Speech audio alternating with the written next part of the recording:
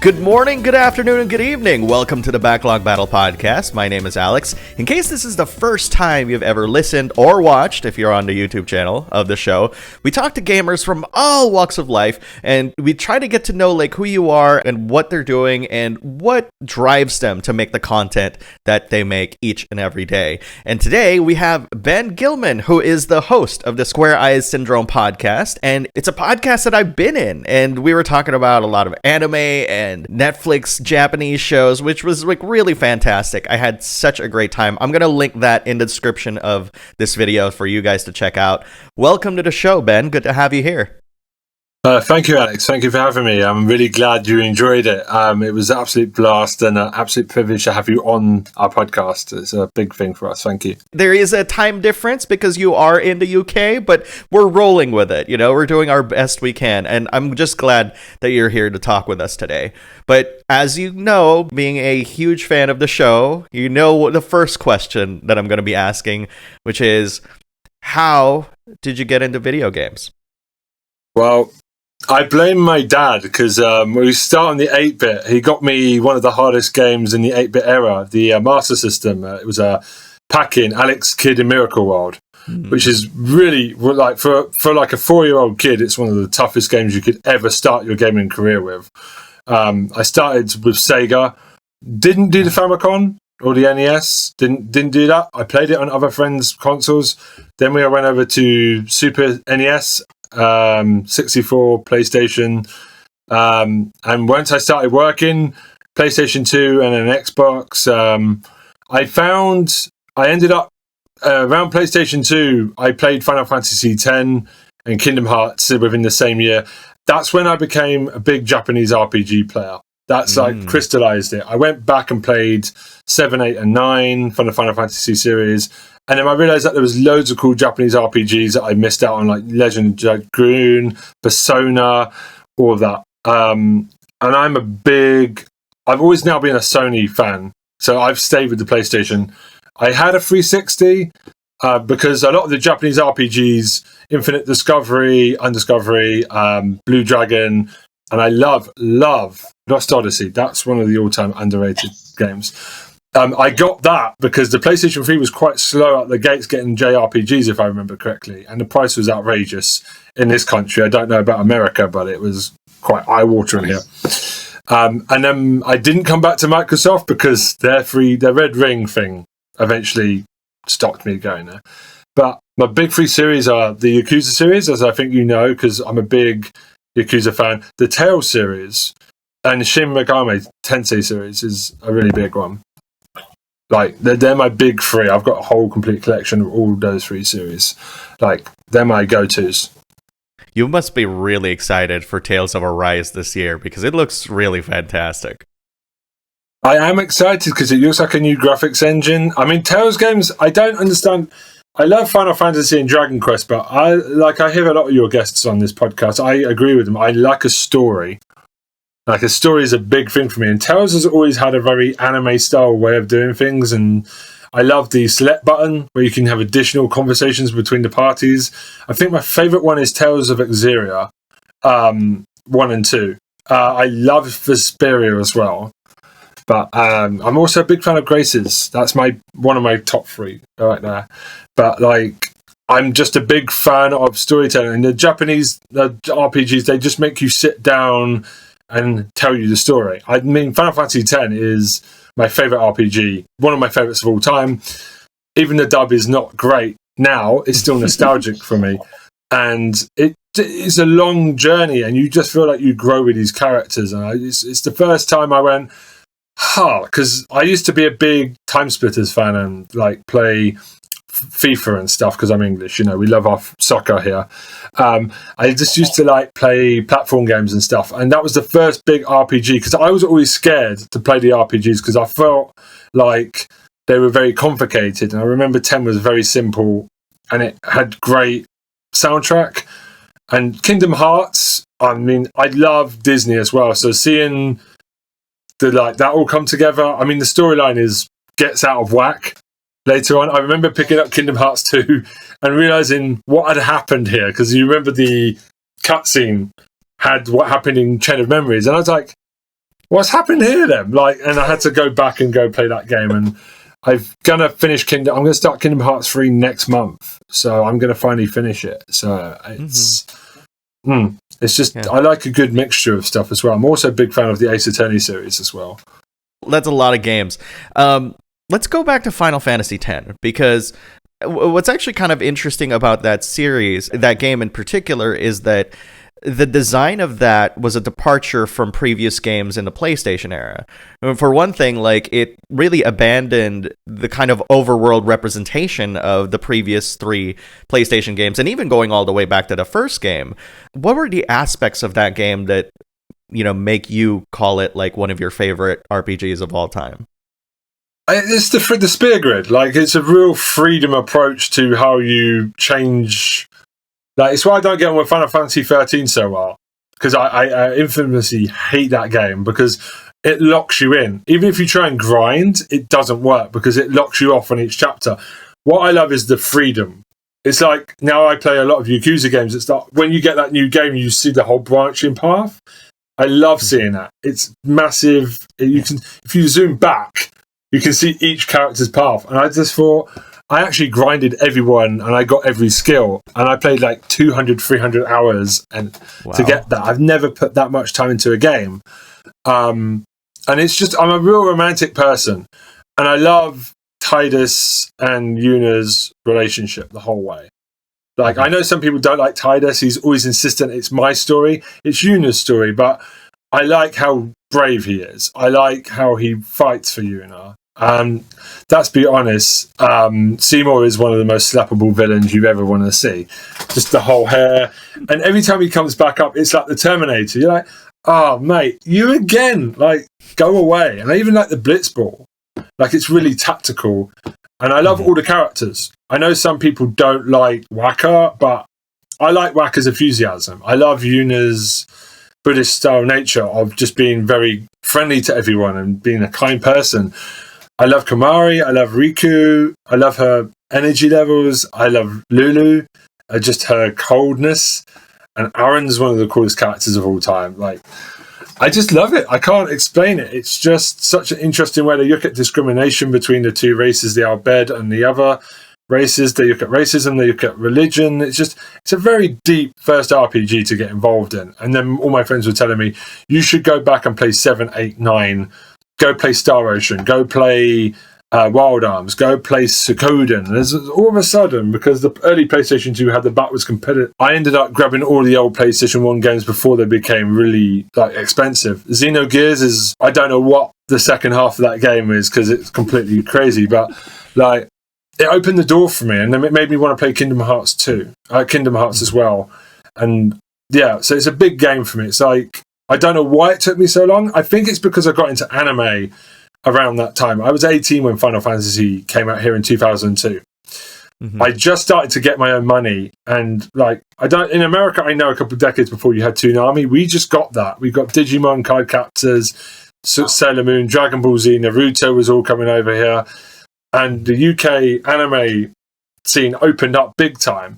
So my love of Japan just collided, and that's why I gave JRPGs a chance. It just happened to be, I love the patient style of it. It's very clever, and very Japanese style is very character driven. It's always very delicate with its characters, and you see it in Shonen as well, like the long path of a story arc. I kind of love that. When I commit to an RPG, it's like I know it's going to take me 100 hours. I'm in for the journey. Yeah. You know? And I find what you said really fascinating, because if you really distill Final Fantasy X to its bare bones, it's a pilgrimage. It's a journey. And I think one of the things that I really love about 10 in general is that even despite the lack of an overworld, you know, like little chibi characters walking around in a big world, it felt like a true journey. And when you got to those end parts, quote unquote, and I say that because I still don't want to spoil people on a game that's more than 2 decades old, it feels fulfilling when you reach those parts, you know? But to your point, though, like, I want to get back to something that you said, which is something that I can kind of relate to, which is your love of JRPGs kind of grew over time. And I feel like there's a parallel with that, with the people who are in positions of power, like in publishers and developers in the UK, who are now really truly realizing that, they've been ignoring the European market for the longest time. Like a great example of this is Legend of Mana. This is the first time you guys are getting Legend of Mana in Europe, and that blows my mind because there was a time in the Americas where a similar thing happened to us. Like at the beginning of the 2000s, we'd only get maybe a few games here and there, not everything. But now that, with the advent of indie developers and all these other different ways of publishing, we're getting more games than we have time to play them. And so my question then is, how are you coping with this huge influx of JRPGs that are now arriving in the UK? I've got a good story for you, Alex. I mean, I didn't want to bring it up, but we're very jealous of Americans because they got... UK gamers would always get annoyed because sometimes you would get like the whole Xenosaga trilogy never came over here. Like Granada Free never came over here. There was missing games. Shadow Hearts missed some as well. What annoyed us was American English and British English uses different ways of saying things, but we understand each other. So I could never understand why Persona 2 never came out over here, and I had to import it. It used to be quite frustrating because you could always guarantee the Tales series took a long time to get over here. I think it was Symphonia was the only one we had for the longest time. Wow. And I think it was Vesperia, and we missed Abyss. We were not allowed Abyss until the 3DS gave it to us. Namco finally got on the ball, I think, with Graces. They decided with Ixeria, Susteria, Pisteria, Arise coming. It's just... we've missed out on so many good RPGs. I mean, most of the Persona games didn't. Most of the Shin Megami Tensei, like the Devil Hunter ones, the Ryu ones, didn't come. We didn't get Yakuza 3. Well, I think this is a Western problem. The biggest thing for me was, like, they would just hide most of the series numbers away. Suikoden 3 never came here. Wow. We got 1, 2, 4, and 5. We never got Suikoden 3. The PlayStation magazines here were always hesitant to feature JRPGs in case the fans would get angry. I mean, there's also a gap. It's like with anime. Funimation partnered up over here a lot. We would wait 2 years for everything from America. So I started importing because I love Funimation ADV. I'm getting old now. I'm an old man now, but I used to import all the anime from America instead of buy it here. I would love to buy it here, but I knew America was doing a great job of getting the wide range of anime out. Like, they were doing fantastic. The 2006-2007, we had Dragon Quest VIII, Kingdom Hearts 2, Rogue Galaxy, and Final Fantasy 12 all within weeks of each other. Like, they delayed it so much. This is when the PlayStation 3 had just come out. America had it a year before. And Wild Arms 5, all these great RPGs that seem to always come out at the end of a console's lifespan. Persona 4. We had to wait a whole bloody year of, like, American gamers telling us it was really good. And I'm really glad with the PlayStation 3 and PlayStation 4, they've stopped doing that now, because now we get the same release days as you guys do. But I just remember hating, not America, but just how come England was always seen as a third world country when it comes to game distribution. You know? It really is insane when you think about it, because it's like there really shouldn't be any reason apart from the economics of it. And I think that's where the struggle was during that time, because I think the video game industry was just burgeoning at the time, that I think people were caught off guard when they realized, like, that, oh my gosh, like, other people play video games outside of the US and like Japan. And I can't help but think of what's happening in South America right now, because, you know, South America was like a huge market for Sony and Microsoft to expand their operations with. And I can't even think of, like, how they cope with the lack of games, you know, because that's kind of crazy to think about. So I this is all to say that I definitely kind of relate to what you're saying, because, like, it sucks when we don't get games, you know. That being said, like, you mentioned anime. You know, you said, like, you were really into anime at the time. What would you say were the seminal animes that got you into that medium? Ghost in the Shell standalone complex was when that came out, they promoted the hell out of that because in the UK, we know what Ghost in the Shell is. My mum knows what Ghost in the Shell is. That's how big it is here. Perfect Blue, Satoshi Kon is a big person for me in terms of just films as well. He's a great actor. Perfect Blue. Ava, obviously Ava. We've got a distributor called MVM. They got Full Metal Alchemist. And that just seemed to kick the doors down. Everything came after that. I remember watching that show and thinking, wow, this is really intelligent storytelling. And it was 51 episodes long. That was a big game changer. And I think later ones, I think my favourite one is Nana of all time, which may surprise some people. But I would say Digimon, like when Pokemon came in 99, I was never a fan of the anime. I always was in the Digimon camp because Digimon had better storytelling. In my school, you were Digimon or Pokemon, and I was like, Digimon.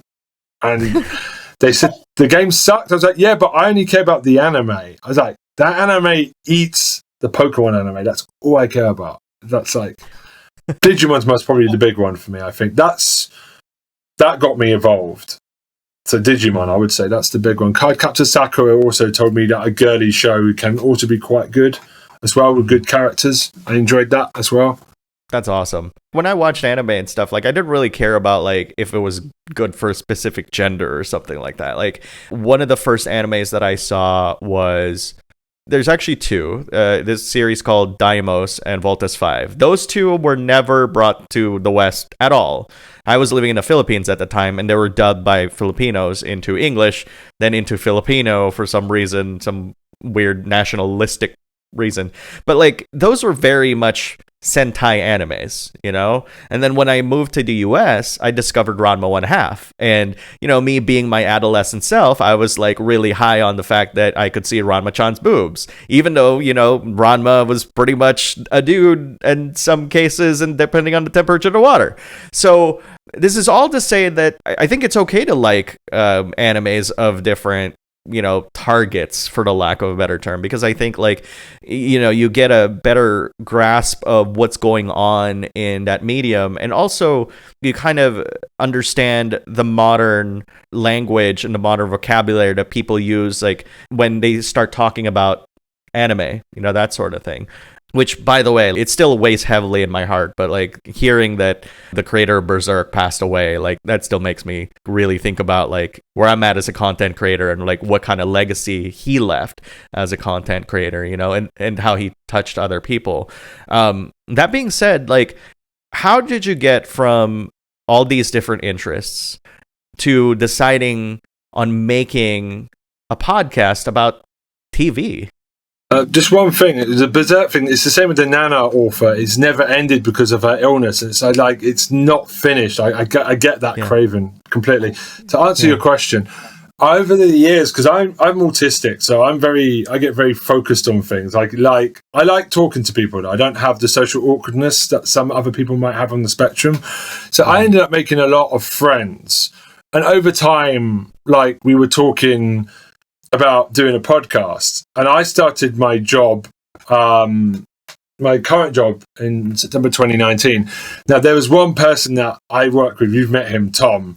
I could tell that he could. Me and my friend Troy were talking for a long time about doing a podcast, and we wanted a third person. A lot of people we approached, friends of ours, weren't quite comfortable talking on the microphone. So we had a big audience of people that we could have selected from, but we kept getting turned down. And I remember Tom was always engaging with me on TV about Sherlock and Dracula and whatever was on TV. We disagree on Dracula, but I thought I'd approach him because he was the missing link on the third person we needed for our podcast. That's why we wish we had done it a lot sooner. And he just connected with me, and we had a meeting with those two together online over Skype, and they got on really well. So we decided to start doing the format of just talking about TV each week, because I'm a big fan of podcasts and YouTubers. For example, with a podcast, it feels like you're just listening to 2-3 mates having a chat down the pub. That's what I like about podcasts. Yeah, I listen to all types of podcasts. And it's something that a lot of people have told me, Ben, you'll be quite good at that. Like, they encouraged me to go for it, because they said you're always quite good at listening to people and getting excited about what they like, taking an interest in other people as well. So I thought I'd give it a try, and we're now done 62 episodes. Nice. And we're planning to expand to a horror one. We've got Alex. Alexandra comes in occasionally once a month to team up with us, and we're working with you. Hopefully more going forward. It'd be nice to have you back for that JoJo special we were talking about.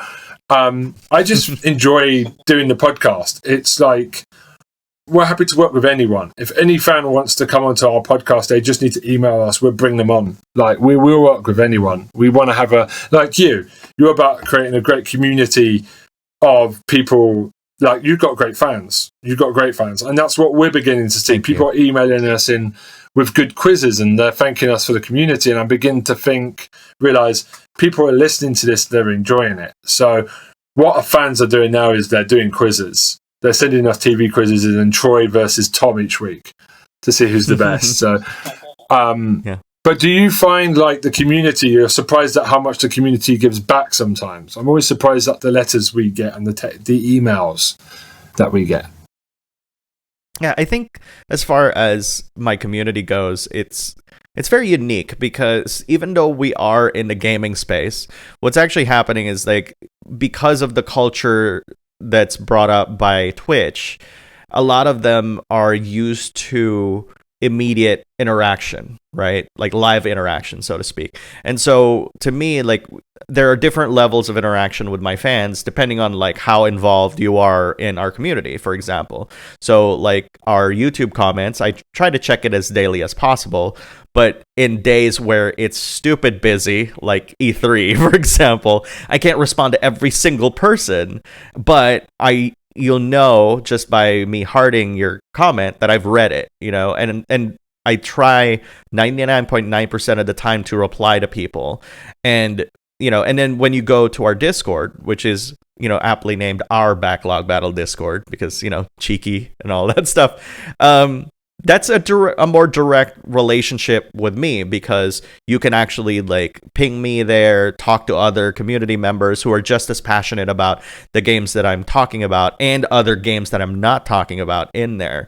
In fact, I can probably tell you this, because this is something that me and my ambassadors, our mods, are talking about, which is we're very strict when it comes to spoilers on our YouTube channel, to the point where we're not even going to let people know, like, we're deleting those spoilers and stuff. Like, we're just going to delete it, because our whole thing is, like, a lot of, we don't have much control over how YouTube serves us and stuff. And the last thing that we want to do is to add to people spoiling the experience of whatever game that I'm reviewing. But what we're doing is we're slowly funneling people into our Discord and saying, if you really want to talk about your spoilers, we have more tools on Discord to be able to create that conversation and make it safe for everybody else. And so that's kind of like our initiative right now. But to kind of answer your question, like, because of the way that I respond to my fans, they're very receptive of responding back. And I remember from the very beginning, there was some fans who were really surprised that I would actually take the time out of my day to respond to every single person on a video. Like a video would have like 300 comments, and I'd have something to say about anything. And keep in mind, my responses aren't as detailed as before, because again, 300 comments, that's a lot.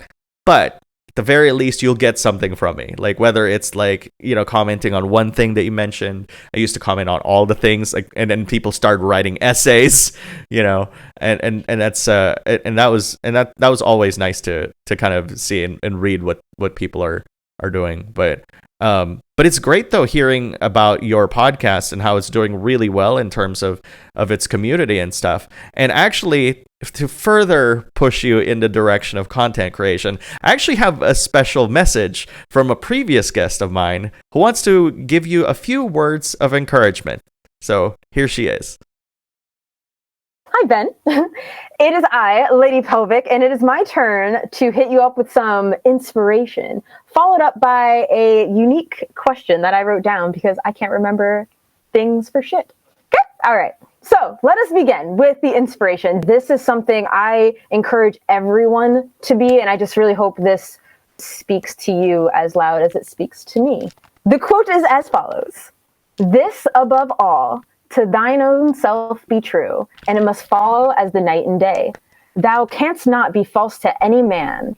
So what that quote means is, well, be true to yourself, no matter how tough it gets, no matter if you get bullied on Twitter. You have to be true to yourself. And I think that's something that's really hard to do nowadays. I know you're in the UK.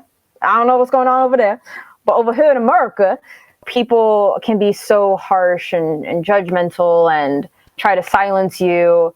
And don't let them. You know, you are you. You know yourself better than anyone else. Don't let anyone else try to tell you who you are. You know what's up. You know your opinions. You know right from wrong. You know why you do things. You know why you don't do things. Be you, and people will love you for you, no matter what. And you know what? There are going to be people who don't like you for you, and those aren't your people. Fuck them. That's my inspirational quote and follow-up explanation. Now we get to the question. Ahem. When you first started content creation, what were you wary of? What were some fears, concerns you had? I think that's something all content creators kind of think about, and I'm curious to know your thoughts. Well, first of all, can I just say I love the American enthusiasm. Here in England, we could use a lot more of that enthusiasm because we're very miserable sometimes. And that's one thing I've always wanted to say to the American viewers. Keep that up, because I think we were worried about trying not to be boring, have a structure to it. So there's always one pick. When we first started, we were terrified because I'm always told that I'm quite funny, but I don't think I'm funny. That's that British style of no confidence going on. And I remember my friend, we got feedback from an old friend. He listened to it before we released it, and he went, "That's not quite the Ben I know. The energy, you're too nervous. You need to imagine it's two friends having a chat, like three friends having a chat here. You need to be a bit more Ben," because I'm quite cheeky, because British people were quite, with our humour, quite risque. So we have a running joke now where if I don't like a celebrity's acting, I'll bring them onto the shit list. And it's become a running punchline now where if I'm not too sure of an actor, I'll put them on the shit list, so to speak. Not to personally come up them, it's just for that acting role that I don't like, for example. Mm-hmm. And now I feel like we're getting more confident with it now. Because me and Tom worked together. We were planning on that mental health podcast eventually. We were wondering, if we start swearing on this podcast, is it going to come back and reflect badly on the corporate podcast? Mm-hmm. And we checked in, and they said, as long as you don't link them together, we're okay. So because they said not to worry about that. Just go ahead and just do your podcast and don't worry about it. Just don't correct them in the links and everything. It'll be fine. So it opened the doors up. I think we've added people here and there. And I'm surprised in 1 year, I didn't think we would have two spin-offs attached to it by the end of within the first year. We were concerned that nobody would come out and listen to us at all. So most of our videos, we've got a lot more downloads on Spotify than we have on YouTube. But seeing all the countries I love on Anchor, because you use Anchor as well. You can see all the countries that are listening. Yeah. It's kind of lovely to see how many new people are coming on. It's not the biggest number, but we're very proud that we're growing slowly. And I feel like now we're really happy that we're doing this. We're not doing it for the fame, but we like you, Alex. We're doing it because we're enjoying the content, and it's generally nice to build a fan base and just to have a nice community. And we're really glad we did it, because we weren't too sure we were going to do it for the longest time. And it's just clicked. We've only missed 1 week in the last 62, basically. So we're quite proud of that. It takes a lot of work, and we've got more ideas going on in the background. We're going to try and do a horror one soon on games and films and TV shows and music. So we've got loads of ideas bubbling. And I think when I'm writing down ideas in my book, when I'm out supporting people, like on their bus rides or the chemist, I think that means that means it's in here somewhere. I take a whole week to do introductions properly, to try and make them funny and stuff. I put my back into it a lot, so my confidence has grown. Like we were aware that we weren't doing it for fame, that we were just going to keep doing them. If nobody turned up, we would keep doing them until some people came along eventually. So that was our biggest thing. We're just doing it. We will keep doing it no matter how many people listen to us, because we enjoy it. So, and that's the key, though, is keep on doing it. Because, I will tell you this, like, our viewership for the podcast over the past 10 or so years has never really grown into a significant way. But there is something to be said about doing something for 10 years, 12 years in this case now, which is really blows my mind even, that there is something there that nobody can take from you. That is, you stuck with it, you kept improving on it, and over time, you've gotten to a point where you're so confident that you're going to be like me and be crazy and be like, oh, I'm going to do 2 podcasts a week, do YouTube videos on top of that, manage a community, and play video games for review. Like, that's the kind of confidence that you get. And you become more sure of yourself, right? Like, because of what you're doing. Because, like, I've never met you before we did the show, at all. But when I heard you, kind of really host the show and stuff, like, I could feel like, okay, this guy knows what he's doing. Like, I just through the way that you conducted the whole operation, it felt like it felt right. And there's very few shows that you listen to where you can, as an audience member, can feel like you are part of the conversation, and I think that's kind of like one of the biggest things that I love about the Square Eyes Syndrome podcast is that it's very welcoming. And even though I've never heard these people before, it feels as though we're just chatting in the same living room. Thank you very, very much for those kind words. Because like when we came to do the Japanese TV special, I listened to a lot of JRPGs players, and like my wife is Japanese. One day I might end up living in Japan, and I approached you first. I didn't think in a million years like we would get anyone to come back, and you came back literally very quickly the next day. I'm like, oh, I would like to work with as many people as possible. I want to network with people. I want to, like, you do it really well with your podcast. You obviously interview people that you really enjoy listening to. Like, you're a big fan of lots of people. And I've gone back through most of your podcasts because I didn't know you had a podcast. I knew you had the the YouTube channel. And then I really do enjoy listening to every guest because you pick them really well. And that's what I want to do as well. I want to say yes to everyone. So if someone drops an email, I want to bring them on board and just have them come and say hello. It's a beautiful thing to see people working together from across different countries as well, Yeah. And that's kind of the thing that COVID has forced us to do, is to be creative with what we have. And I've always believed in the idea that it's not always about how expensive your tools are, but what you do with it that counts the most. Because, for one thing, as a content creator, you've known the hardships of trying to corral so many members of your podcast together in one place to be able to record, for example, or the kinds of tools that you'll need in order to, to edit things and just kind of really make sense out of all this chaos. And I think that is a sign of a good content creator who knows how to achieve their goals regardless of the kind of challenges they have.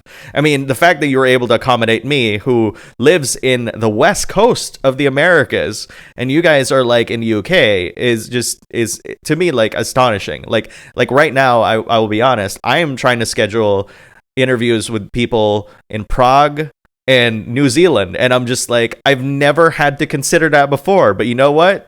I want to make it happen. And that's the kind of attitude that you exude every single time, which is, again, very admirable. I think that's why, because COVID hit, you may notice we started in March. We finally just, because we couldn't go down the pub, we couldn't go out, we're like, well, we better start this then. So I'm without sounding more mawkish, like COVID, the one good thing that has happened with COVID is it's got us started on the podcast. And even when we come out of restrictions eventually, like, I think we're still going to do this each week. We're fully in now. Every time I see another number episode go on, we're doing 63 this week. I'm sitting there like, wow, wasn't it like 55 last week? Like, I'm amazed each episode we get planted on there. And one day I would love to grab you for House of Animation as well, because we're a lot more loose on that one, because our friend Tara is very loose with her mouth as well, like me and Troy. So Tom's like the dad of the podcast. He calms us down. When him and Dan and Alex aren't there, it's a lot more rebellious, because me, Tara and Troy go back 8-9 years. So it's a bit more raucous, American style humor, like a lot more energy, not British style. So yeah, I'm really looking forward to the future of what else we're going to plan. It's going to be trying to pace it, where I try and prepare each podcast months ahead of time. My wife does all the artwork and the symbols for our podcast. She's very good at it. She's a graphic designer. And once we've done the Red Dwarf Smug Mode one, once that's finished, we're going to then do the horror one on the Wednesday. We're already planning a year ahead of where we want to be, what specials we might want to do. So yeah, and even talking to you, we found out big JoJo fans. So eventually, at some point at the end of the year, like time difference, we would like to bring you back to do that JoJo's special, because it's on British Netflix, so we can watch the whole thing and get ready for that in time. If you would like to come back, that would be great. Absolutely, I'm always down for the podcasts. it's I don't have to edit it for one, so you worry about that part. That's on us. Yeah, we'll sort that out. I have one question for you though, because I can see you're a big Yakuza fan. I see the lovely box in your background. In America, did Sega do the same thing with you with Yakuza 5 and Yakuza 3 that they did with us? Because there was big gaps. Being a Yakuza fan has not been fun sometimes, because you always wonder if Sega's going to bring them out. I remember there was a big gap for Yakuza 3 and Yakuza 5. I never thought we'd get Yakuza 5. It seems like a dream that it's on my shelf. Yeah. Sometimes. How is it in America? Like, did they have the same delay, or was it just the UK? Exactly the same delay. I had imported the Japanese Yakuza 3, actually, because I didn't know that we were... You see? I didn't know that we were going to get it. And so I had it for like years, and all of a sudden, like Yakuza 3, I'm like, oh, okay. And the same thing with Yakuza 5. And then when Sony had... And I want to say that time with Sony was very magical, because I don't know if you remember, but that was a time when Sony was actually asking people what games they want brought over here in the United States. And so many people said Yakuza 5. And then all of a sudden, Sega's like, ta-da, $30, Yakuza 5, digital only, and that really blew my mind, because I'm like, I never thought I'd play that game again.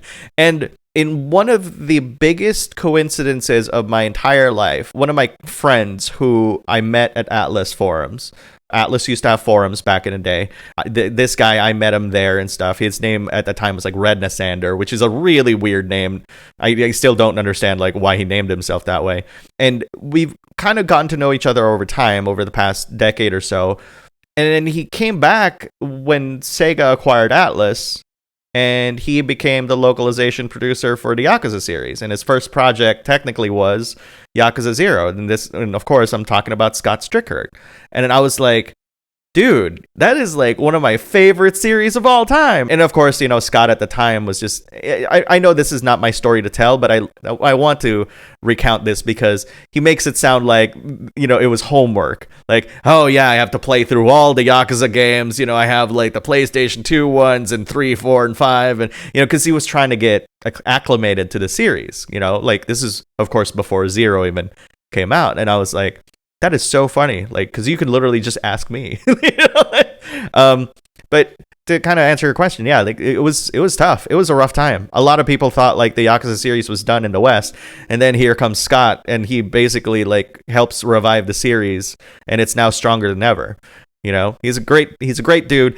I Unfortunately, he is busy with Lost Judgment, as you can imagine. So I've been trying to corral him and be like, when the hell are you going to be free? Because now we're doing a video podcast and you've been showing up on video on all these like different outlets. You owe me an appearance.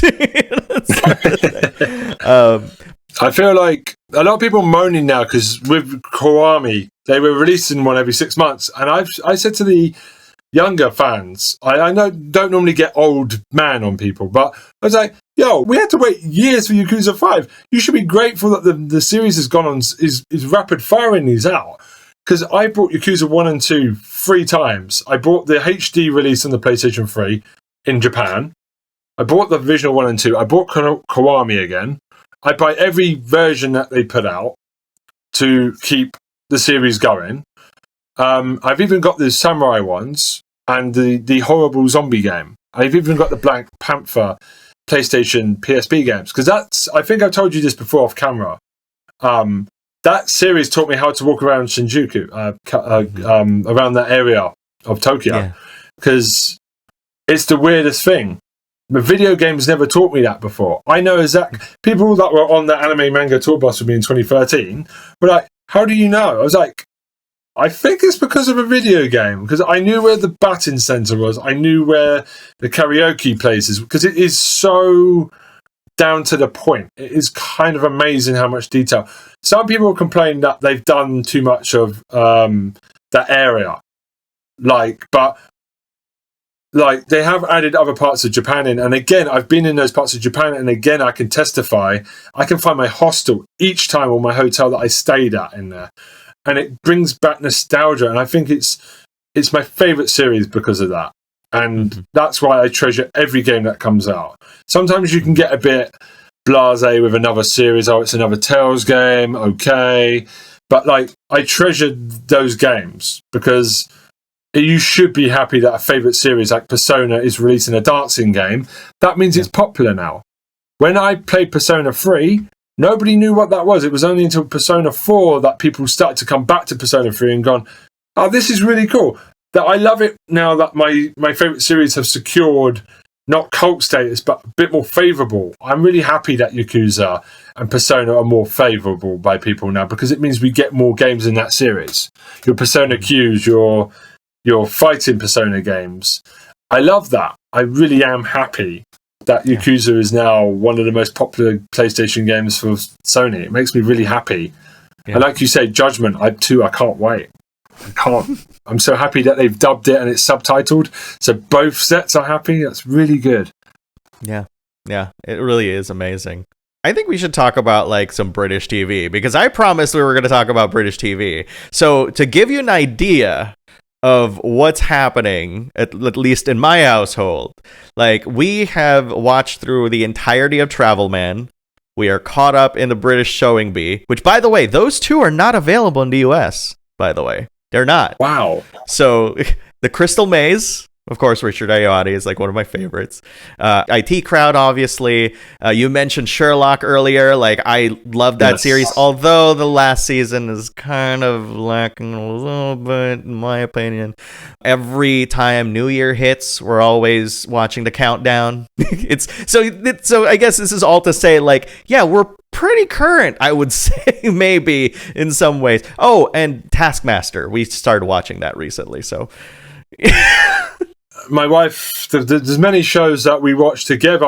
We're watching more Japanese television now together on Netflix to try and watch stuff together. But she doesn't understand Taskmaster, why it's so funny. And I've said to her, it is the creme de la creme. I don't know how famous all these comedians are in America, Alex, but not so much. I'm telling you now, they've nearly exhausted all the good comedians in this country for that show across 11 seasons. It's incredible how many great comedians of different backgrounds and colours we have. I'm just amazed that you wouldn't see that in many countries. It's incredible to see all these different British-born, different female styles. It's not just a white comedian, and they all approach the tasks differently. I would also, because you're a Crystal Maze fan, go on YouTube and go and watch the original Crystal Maze from the 90s, because Richard O'Brien from, I'm trying to think of what the name of it is. there is a famous the Time Warp one, the Time Warp song. What's the name of the Rocky film? Horror I can't Picture remember Show. it. Right. That's the one. That is really good. And what the current host is doing is he's mimicking how strange Richard O'Brien was. So if you love the current Crystal Maze now, which is fantastic, when he was announced as the host, everyone was like, perfect, because you need to be a bit weird. It's like the Doctor Who. You have to be a bit weird to be the Doctor. Like, you have to be a bit off. It's why Matt Smith and David Tennant and Peter Capaldi work so well. It's because there's something a bit, even Jodie Whittaker, there's something a bit off about her. I know not a lot of people are big fans, but I can appreciate she tries a little bit. There's always that little bit of alienness to her. That's what, go on YouTube and go and put in the original Crystal Maze. You won't, the hairstyles are horrifying. It's the mid-90s and the early 90s, so the hairs are like really bouffant. But go check that out as well. It's brilliant. I would also want you to check out a show called Inside Number 9 if you've never seen it. It's really good. It's like a Twilight Zone anthology. Each week it's a different episode set inside Number 9. Now, this could be a storage container, a flat, a hotel, and it's written by Reese Smith and Steve Pemberton. And they are brilliant because each week they got all the famous guests. Like, from, you most probably recognize a lot of them from Taskmaster and British television. And each week they do like a different style. Like, it could be a thriller. There's always a twist. It could be a musical, again with a twist. And they've done 6 seasons. Here in the UK, we do like Netflix style, very short episode count. Yeah. So they're finishing season 6 today. I'm going to go watch it after I'm finished here.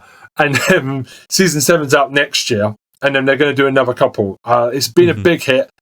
Inside Number 9, that's my big one for you. Go watch that. That is a really big hit. I will see. There are a few British shows that are on Netflix that my wife and I were watching. I can't really remember them right now because these are the ones that I mentioned are the big ones that we really love. So, and we're still kind of, even like if we're bored one day, we'll just like pop in an episode of like Travel Man or something like that, especially Travel Man. It's got such a great diverse set of guests and stuff like that. And the fact that, and my favorite is that I heard that Joe Lycett is actually taking over for Richard Ayoade for like the next season for Travel Man. And I'm like, I love Joe as well. Like, he's, obviously like he's great in The Sewing Bee and of course in The Countdown. Like, I think I want to say like him and I forget if it was Noel or Richard that was on like last year's, but like I thought they won or something, which is like crazy to me, because they never win, And I guess like the X factor was like just get rid of like Richard or something,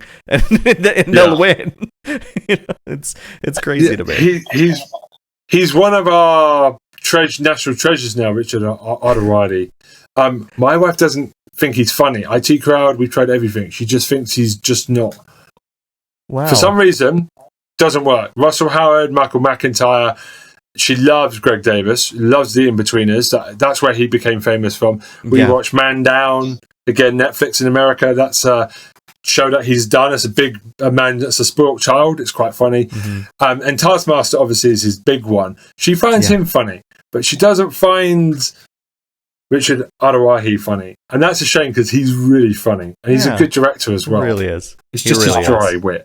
Yeah. Another person that, of the IT Crowd ilk that I personally enjoy is Matt Berry. Like, he's so funny in What We Do in the Shadows. I don't know if you guys get that over there, but like that is a hilarious show. I watched the movie. Tom brought it up on the podcast back in very early on. I watched the movie and I was pissing myself laughing. And now it's on iPlayer. I'm going to get to it this week before I go back to work. Tom has been telling me last week on the podcast, you've got to go do what we do in the Shadows of TV series. Matt Bellaby's got such a great voice. He could read the phone dictionary and I would listen. He's got such a great voice. Yeah, there's that, and of course the way that he carried himself in in IT Crowd is just so hilarious as, Renham's son and stuff like that. I still remember that scene when he entered the church and he just yells, "Father!" And I just started laughing. I was like, my goodness, this guy is crazy. And of course, his constant advances to Jen, and it's just great. Like, I feel like, if anything, like, this is all to say that I am a fan of good TV regardless of where it is. And British TV, I've been so thankful that my wife and I like really truly enjoy a lot of these shows together and stuff. And finally, I actually have a person that I can chat with about British TV because you're there, you're living it. What's your take on American remakes of British shows? Because I think Americans are clever and that they appreciate. A lot of Americans I've spoken to have gone, "No, we've got no problem with the British originals." Like, they feel American networks are downplaying Americans' intelligence of understanding the British original. What do you think? Because it's interesting. There's been a lot of tries. I think, as far as I'm concerned, I'm okay with those remakes. Those are hit or miss, right? It's on a case-by-case basis, right? Like, take the Bake Off, for example. Like, there's an American Bake Off, and I tried watching that, and it was horrible. In my opinion, it was pretty horrible. Because it's all about capturing the spirit of what you're remaking, right? And the thing is, the Bake Off, in every episode, in every season that I've seen, you had people like genuinely helping each other out, even though they're competitors. They have this kind of vested interest in each other. Whereas in the Americas and stuff, just because of our culture, it's kind of like, okay, we're siloed into our own thing. We care about what we're going to present. Who cares about everybody else? And that's kind of like where these ideas conflict. Paul Hollywood isn't the American one, and I'm just like, okay, it doesn't really matter because it's also the contestants that matter, and that's just kind of like an example of like, a remake that didn't work because the creators didn't really understand what made the original Bake Off work. Another really good example, and this is something that my wife and I really encountered recently because it started getting advertising, was The Masked Dancer, which I'm like thinking to myself, wait, so it was already tough to guess people using their voice. Now you're adding another layer of abstraction on top of that and only making them say a few words to kind of give people clues. And I'm like, that's not going to work. It's like, just in my opinion, it's not going to work. Yes, song is a universal thing that we can kind of identify somebody with. Body movement, not necessarily the case, like unless you're somebody like Michael Jackson, who of course is no longer around, or a really prolific singer, or I don't know, you are doing Riverdance, or I don't know, like iconic things. I guess what I'm saying is like adaptations should be done on a case-by-case basis in order to understand, and first and foremost, understand why it works first before spinning it off into a whole bunch of things. And I think that applies to American remakes of British shows as well.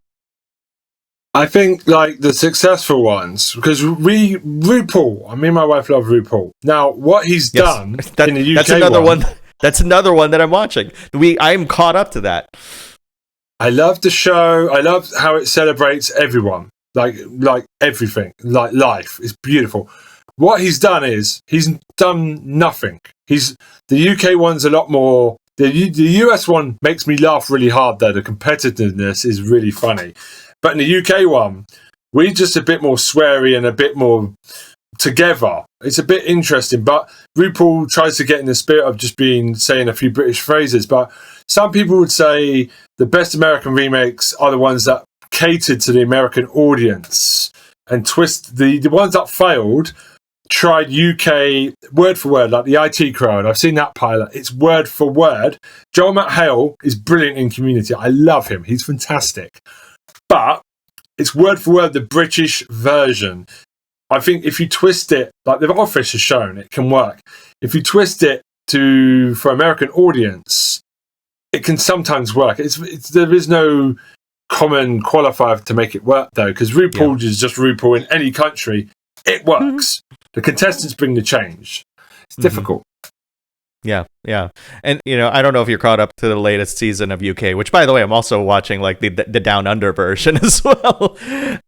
We are too. We think they're a bit of without being nasty to Australians, I think season 1, our queens weren't great, but season 2, they definitely found better competition. I think they're beginning to get better at it. And I called Lawrence Chaney. I always get one in the final 3. Bag of Chips got close season 1. I said Lawrence Chaney's going to win it. And I stuck by it. I got it right finally. He was really strong. Like, it was very difficult. But I got to say, when they came back after the break, Bimini came out of there really strong. Bimini was really good. I love Lawrence Chaney. I actually love Ahura Taste in the top 4.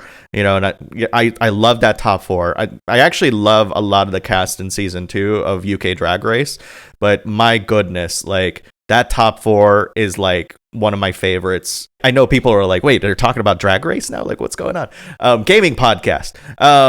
At the same time UK was happening, the US season for Drag Race was also happening concurrently. And so we had a double dose, but there were times where I was like, I would much rather see more of Bimini every week than like the US one. Yeah. Not to say that the US season was weaker. They're actually really strong. I actually really like it. Denali is one of my favorites of this season, as well as Rose. I don't know if you're watching the US ones or you're able to, but they're really good. Yeah, we are on Netflix. Yeah, and they're, and it's just all around fun. I think, to your point, like, I'm happy that you guys are getting a lot of RTV now as well, and I think it's fodder for your TV show podcast.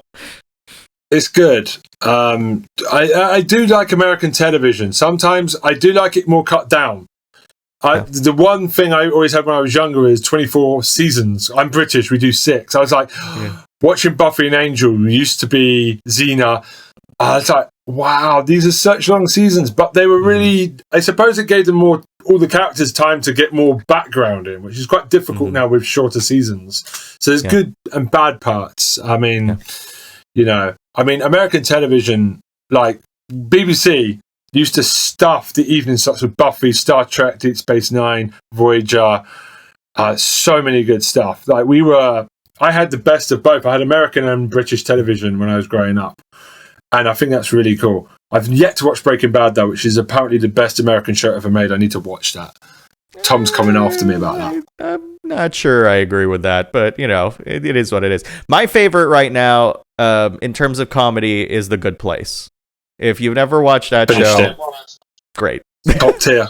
I love American comedy. There's a lot of comedy, like, in the UK where it's a set in a flat and it's very, like, Big Bang Theory. Like, I like it. I think it's really good. I think they draw the characters out quite well. How I Met Your Mother, not so much, but Friends, Community is my favorite American comedy ever. And not a lot of people knew about it. It was always the one that I tried to get people in the UK to watch. But people are like, what's Community? I was like, Community's brilliant. It's just, it's so smart. It's Always Sunny in Philadelphia, Brooklyn 999. I love Frasier. Yep. We're going to try and do a Frasier special at some point because we've done a Friends one. We want to do a Frasier one. But it's coming back. So we have to wait for it to finish again because we can only do it when it's finished. So we have to put Frasier back a few years because they've just decided to bring it back. So we're going to have to put it off again. Yeah. So unfortunately, Ben, we've gotten to the end of the show. And as most other episodes of this podcast, there's always too much to talk about and not enough time to do it. So before we go, I'd like people to know where people can find you online and how they can listen to the Square Eye Syndrome podcast. So Ben, if you will, peddle your wares. Thank you very much. I'll now pimp myself out in this street corner. Square Eye Syndrome, we're on YouTube and all the podcast platforms, Apple, Spotify. If you put us in, we're there. The TV, the glasses. I've got a YouTube channel called Mega Benny 666, which I am going to bring back because a couple of years ago I started it and I never I've got a microphone now, a headset to start talking on it. So I'm going to start interacting more. That's like a really dead channel, but I'm bringing that back. So Mega Benny 666 will be back in the next couple of weeks. My colleague Troy has Legend of Troy on YouTube. He will rant for 10 minutes about wrestling, the latest problem with Marvel, DC. He will review metal albums. He's talk about the latest celebrity chat, and he will normally give you already know what he's going to pick about the podcast. If you watch his channel, it's very funny because I always cut him off before he does his pick because it's very obvious. So those are where you can find us there. Square Eye Syndrome and Legend of Troy for Troy's personal channel. And we're going to have a Facebook group soon. Tom's finishing it up. So we'll have all the socials soon. That's awesome. That's really awesome. Well, thank you so much, Ben, for joining us. It's been a pleasure chatting with you today. This cross-cultural kind of exchange is always enjoyable, and I absolutely love it when somebody who is not in the United States is on the show, because I get to know more about where you live, and it's almost like traveling in the middle of this COVID crisis. Yeah, except you're not going to catch COVID, so it's cool. You're safe. Yes, it's great. And of course, for everybody who is listening or watching the show, remember that we do have a YouTube channel now for the Backlog Battle podcast. And of course, if you want to listen to these episodes very early on, go and become a Patreon at patreon.com/backlogbattle. It's only like $3 to listen to the early episodes. It's really crazy. So until next week, we'll see you guys again at Wednesday, 12 a.m. Pacific time, where new episodes of the podcast come out. Stay safe, stay hungry, and we'll see you guys next week. Have a good one.